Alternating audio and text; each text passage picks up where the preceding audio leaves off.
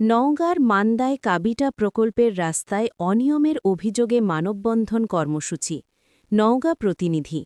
নওগাঁর মান্দা উপজেলার বিষ্ণুপুর ইউনিয়নের চক্রামপুর শাহপাড়ায় গ্রামীণ অবকাঠামো সংস্কার বা কাবিটা প্রকল্পের কাজে ব্যাপক অনিয়মের অভিযোগ উঠেছে।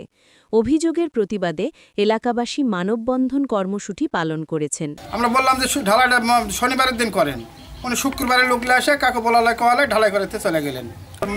মনের মতো কাজটা হয়নি। আমরা এত কিছু বলার পরেও কোনো কর্ণপাত করেনি মেম্বার সাহেব।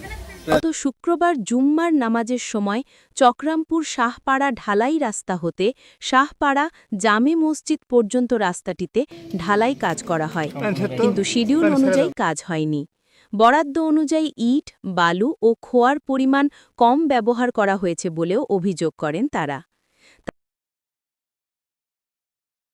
বরাদ্দ নিয়ে আসলেন 4,10,000 টাকা, আঁকিবাজি মারা চলে গেছে। ছেলে আমাকে হুমকি দিছে, মেরে ফেলবে বা তার এখানকার 2 ইঞ্চি 1.5 ইঞ্চি এরকম পরিমাণ করে দিয়ে চলে গেছে। এটা তো অসম্পূর্ণভাবে রেখেছে।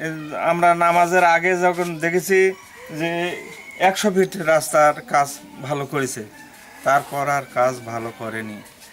তিনি বললেন যে আমি 3 ইঞ্চি কাজ করব। সেই কাজ আমরা নামাজ পড়তে গেছি, সেই মুহূর্তে উনি 1 ইঞ্চি 1.5 ইঞ্চি এবং জনমনের মতামতের বাইরে সামগ্রী ব্যবহারের কারণে রাস্তাটি অল্প সময়ের মধ্যেই নষ্ট হয়ে পড়বে। তারা উপজেলা দুর্যোগ ব্যবস্থাপনা বিভাগ সহ সংশ্লিষ্ট কর্তৃপক্ষের দ্রুত তদন্ত দাবি করেছেন। স্থানীয়রা জানান, প্রায় 5 শতাধিক মানুষ প্রতিদিন এই রাস্তাটি ব্যবহার করেন। এর আগেও সরকারি বরাদ্দের রাস্তা নির্মাণে অনিয়ম হয়েছিল। এবারও একইভাবে নিম্নমানের কাজ করায় ক্ষোভ প্রকাশ করেন তারা। এ বিষয়ে প্রতিবাদ করায় স্থানীয়ভাবে বিভিন্ন হুমকিরও মুখে পড়েছেন বলে দাবি করেন তারা। তাদের দাবি, সরকারি শিডিউল